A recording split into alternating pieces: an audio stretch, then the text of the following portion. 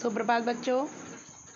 आज हम हिंदी की पाठ्य पुस्तिका क्षितिज भाग 1 के पाठ 11 सवैया के भाग 2 पर पढ़ेंगे। मैंने आपको पिछली वीडियो में सवैया भाग 1 में इसी के 2 पद्यांश सवैया 1 और सवैया 2 पढ़ाए थे, जिसमें मैंने आपको बताया था कि पहले सवैये में रसखान जी जो इस सवैया पाठ के कवि हैं, उनका श्री कृष्ण की लीला भूमि जन्मभूमि अर्थात वृंदावन के प्रति जो लगाव उस पद्यांश में हमने देखा है, वो वाकई ही बहुत प्रेरणादायक है। दूसरे सवैया में मैंने आपको पढ़ाया था कि कवि का लगाव श्री कृष्ण के एकमात्र कंबल और लाठी से इतना था कि कवि उस लाठी और कंबल के पीछे तीनों लोकों का सुख त्यागने को तैयार थे। आज हम सवैया भाग 2 में पद्यांश 3 और पद्यांश 4 पढ़ेंगे और समझेंगे। तीसरे पद्यांश में कवि ने कृष्ण की हर चीज़ के प्रति कृष्ण के ऊपर मुग्ध होकर गोपियाँ ही श्री कृष्ण का रूप धारण करना चाहती हैं, इस विषय में हमें बताया है। बच्चों, ये वृंदावन भूमि जहाँ की जितनी तारीफ़ की जाए उतनी ही कम है।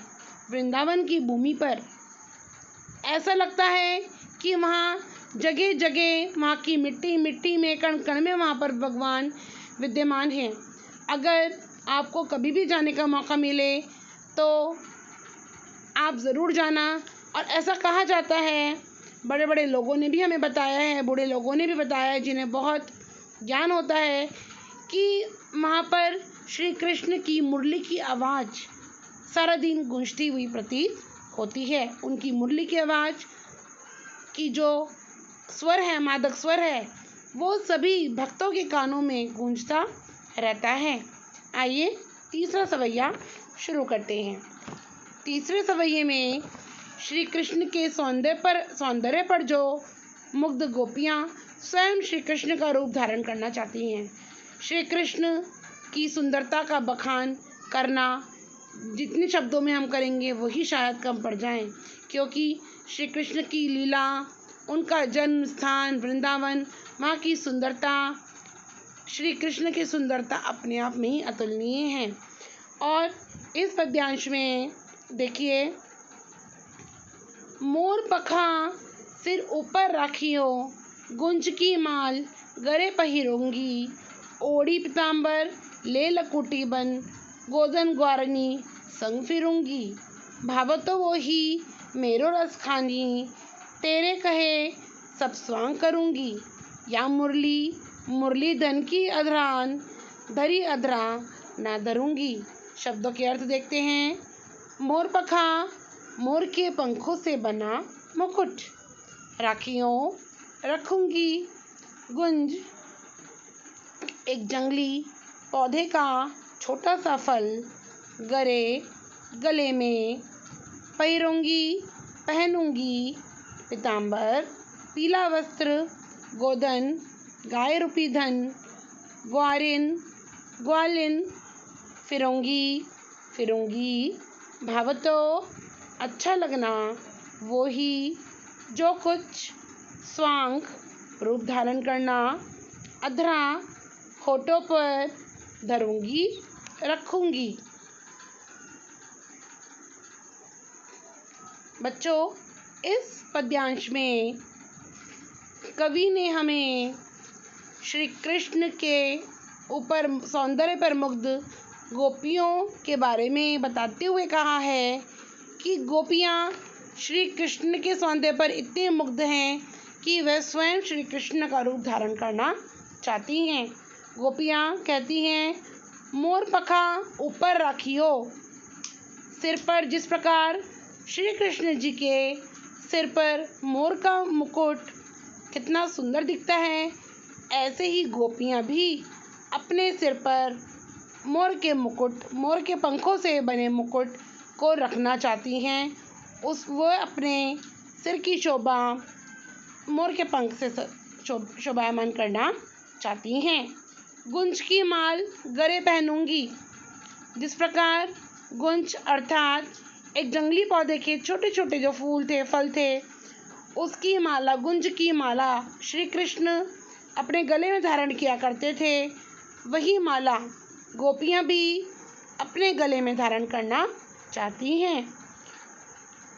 ओढ़ी पीताम्बर ले लकुटी बन, गोदन ग्वारनी संग फिरूंगी। श्री कृष्ण जी अपने तन पर पीताम्बर मीन्स पीले रंग के वस्त्र धारण करके गायों को ग्वालों के बीच जंगल में चराने जाया करते थे। तो गोपी भी वही रूप धारण करना चाहती है। वह कहती है कि मैं भी श्री कृष्ण की ही तरह पीले वस्त्र धारण करूंगी और वृंदावन के जंगलों में गायों को चराने के लिए ग्वालों के साथ मैं भी जाऊंगी। भावतो वो ही मेरो रस खानी, सो तेरे कहे सब स्वांग करूंगी। वो कहती हैं कि जो श्री कृष्ण को अच्छा लगता था, मैं वह सब काम मैं भी करना चाहती हूँ। श्री कृष्ण जो कार्य करते थे, मैं भी वही सब कार्य करना चाहती हूँ। वो कहती है कि श्री कृष्ण को जो अच्छा लगता था, मैं वो सब करने के लिए तैयार हूँ। मैं उन चीज़ों से पीछे नहीं हटना चाहती। या मुरलीधर की अधरान दरी अधरा ना धरूंगी। अंत में वे कहती है कि श्री कृष्ण जो मुरली, जो बांसुरी अपने अधरन मीन्स होठों पर रखते थे, मैं वो मुरली कभी भी अपने होठों पर धारण नहीं करूंगी, क्योंकि उस मुरली ने ही मुरलीधर की अर्थात श्री कृष्ण की उस मुरली ने ही हमें श्री कृष्ण से अलग कर रखा है। मैं एक बार और रिपीट कर रही हूँ। गोपियाँ श्री कृष्ण के सौंदर्य पर मुग्ध होकर उन्हीं का रूप धारण करना चाहती हैं और वो कहती है कि मैं श्री कृष्ण की ही तरह अपने सिर पर मोर का मुकुट धारण करूँगी, अपने गले में गुंज की माला पहनूंगी, अपने तन पर पीले वस्त्र धारण करके वृंदावन के जंगलों में गायों को चराने ग्वालों के संग जाऊंगी। भावतो वही मेरो रस खानी, सोकर तेरे कहे सब स्वांग करूंगी। और वे कहती है कि श्री कृष्ण को जो पसंद था, जो कार्य उन्हें भाता था, मैं भी वह सब कार्य करने को तैयार हूँ जो मेरे श्री कृष्ण को पसंद थे। या मुरलीधर की अधरान दरी अधरान ना धरूंगी। लेकिन वह ये भी कहती है कि जो मुरली श्री कृष्ण ने अपने होठों पर धारण कर रखी थी, अर्थात जिस मुरली के सहारे श्री कृष्ण गाना गाया करते थे, गीत गाया करते थे, वह मुरली मैं अपने होठों पर धारण नहीं करूंगी। बच्चों, गोपियाँ वह सब कार्य करना चाहती है जो श्री कृष्ण किया करते थे, लेकिन वह एक कार्य करना नहीं चाहती, वह है श्री कृष्ण की मुरली को अपने होठों पर धारण करना। वो कहती है कि वह इस मुरली को इसलिए धारण नहीं करना चाहती क्योंकि इस मुरली ने ही गोपियों को श्री कृष्ण से अलग कर रखा था। इस लास्ट पंक्ति में आप देखिए, या मुरलीधर की अधरान दरी धराना धरूंगी। इसमें एक वर्ण की आवृत्ति, म वर्ण की आवृत्ति एक से अधिक बार हुई है। अधरान, अधरा ये वर्णों की इसमें अनुप्रास अलंकार है।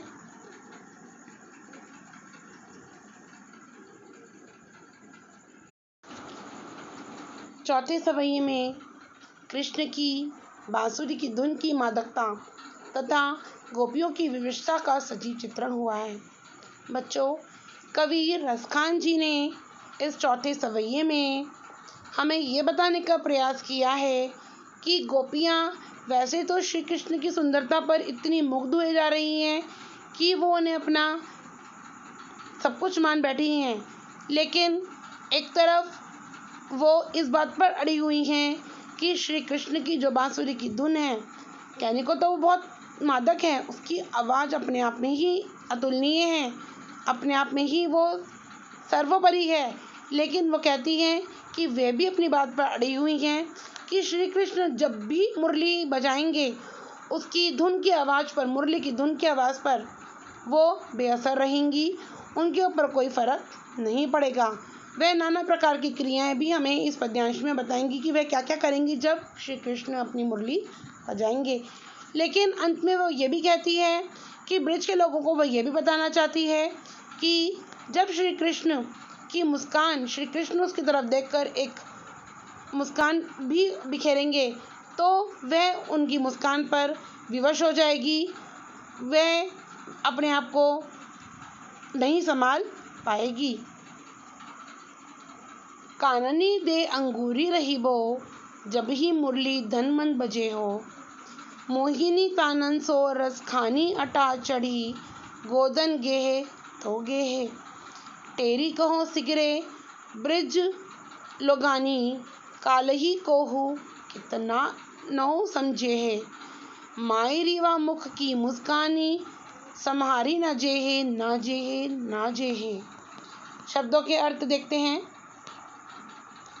काननी, कानों में, दे, देकर, अंगुरी, उंगली, हाथ की उंगली, रहीबो, रहूंगी, धुनी, धुन, मद, मधुर स्वर में, बजे है, बजाएंगे, मोहिनी, मोहने वाली, दिल को अच्छी लगने वाली, तानन सो, तानों, धुन से, विभिन्न प्रकार की धुनें, अट्टा, अट्टारी, ऊंची ऊंची अट्टारिकाएँ, गोधन, गोधन बच्चों ब्रज क्षेत्र में गाया जाने वाला गीत है। जो ब्रज के क्षेत्र में गीत गाया जाता है उसे हम क्या बोलते हैं? गोधन। गेहे, गाएंगे, टेरी, पुकार कर बुलाना, सिगरे, सारे, कालही, कल, समुझे है, समझाएंगे, मायरी, हे माँ, वाह, वह उसके, हमारी, संभाली, ना जेहे, नहीं जाएंगी। आइए अब हम पद्यांश पढ़ते हैं। श्री कृष्ण की हर चीज़ इतनी सुंदर, अपने आप में ही इतनी मनोहर है कि गोपियाँ भी उनके आगे अपने आप को विवश ही पाती हैं। वो कहती है, गोपी कहती है, काननी दे अंगूरी रहीबो, जब ही मुरली धुनी मंद बजे। वो कहती है कि जब ही माने जब भी श्री कृष्ण मुरली की धुनी मंद बजे है, मुरली की धुन मंद मंद रूप में बजाएंगे। काननी, कान दे उंगली रहीबो, मैं अपने कानों में उंगली दे दूंगी। गोपी के कहने का मतलब ये है कि जब भी श्री कृष्ण अपनी बांसुरी से मधुर स्वर निकालकर मधुर गीतों की धुन हमें सुनाएंगे, तब उनकी उस बांसुरी की आवाज़ का, उस मधुर स्वर का मेरे ऊपर कोई असर नहीं पड़ेगा। मैं अपनी कानों में उंगली दे लूँगी ताकि मैं उनकी बांसुरी की आवाज़ को, उस धुन को ना सुन सकूं। मोहनी तानन सो रस खानी, अटा चढ़ी, गोदन गेहे तो गेहे। आगे अपनी बात को बढ़ाते हुए रस खान जी कहते हैं गोपियों के माध्यम से कि गोपियाँ कहती हैं कि जब श्री कृष्ण अट्टा मीन्स चढ़ी, अट्टारियाँ, दो बड़ी बड़ी ऊंची ऊंची अट्टालिकाओं पर चढ़कर गोदन, गोदन के गीत, ब्रिज में गाए जाने वाली गीत को मैंने क्या बताया था अभी, गोदन, कि जब श्री कृष्ण ऊंची ऊंची अट्टालिकाओं पर चढ़कर, वृंदावन में बहुत ऊंची ऊंची अट्टालिकाएँ थी, चट्टानें थी, तो जब भी श्री कृष्ण वृंदावन भूमि पर ऊंची ऊंची अट्टालिकाओं पर चढ़कर गोधन के गीत गाएंगे, मोहनी तानन, उनकी उस तान इतनी मधुर होगी कि उस मधुर तान का भी मेरे पर कोई असर नहीं पड़ेगा, मैं बेअसर ही रहूँगी।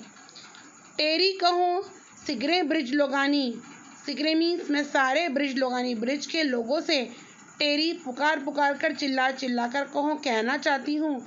कालही को कितना भी समझाए, कालही मीन्स कल, कोई भी कितना समझो है कि मुझे कोई कितना भी समझाएगा।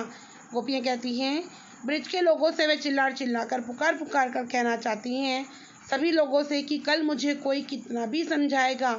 भले ही मैं इस समय उनकी मुरली की मधुर स्वर को सुनकर बेअसर हूँ, मैंने अपने कानों में उंगली दे ली है। भले ही श्री कृष्ण ऊंची ऊंची अट्टालिकाओं पर चढ़कर गीत गाएंगे, मेरा पर कोई असर नहीं पड़ेगा। लेकिन मेरी इसमें भी कोई गलती नहीं है और मैं इस बात को स्पष्ट रूप से सभी ब्रिज के लोगों को समझा देना चाहती हूँ, बोल देना चाहती हूँ कि कल यदि मुझे कोई भी ब्रिज के लोग कोई भी समझाएगा, मेरी समझ में कुछ नहीं आने वाला। यदि मायरी हे माँ व मुख की मुस्कानी, हे माँ अगर श्री कृष्ण के मुख पर वो मुस्कान, अगर वो मुझे देखकर मुस्काएंगे, उनकी उस मुस्कान पर मैं विवश हो जाऊंगी, मैं अपने आप में नहीं रहूंगी, मैं उनकी मुस्कान पर मोहित हो जाऊंगी, मैं उस पर बेअसर नहीं रह पाऊंगी। और इसीलिए मैं सबको समझा देना चाहती हूँ कि उस समय मैं उनकी मुस्कान पर, एक छोटी सी मुस्कान पर भी मोहित हो जाऊंगी। नाजे है मैं अपने आप को संभाल नहीं पाऊंगी। बच्चों, इसमें अनुप्रास अलंकार का सुंदर चित्रण हमें अंतिम पंक्ति में देखने को मिला है। आपको ये समझ में आया होगा। आपने ध्यान से दोबारा भी वीडियो देख लेना और इसका जो भी रिटन वर्क है वो इस वीडियो के संग मैं दूंगी, जो आपको फिर नोटबुक में करना है।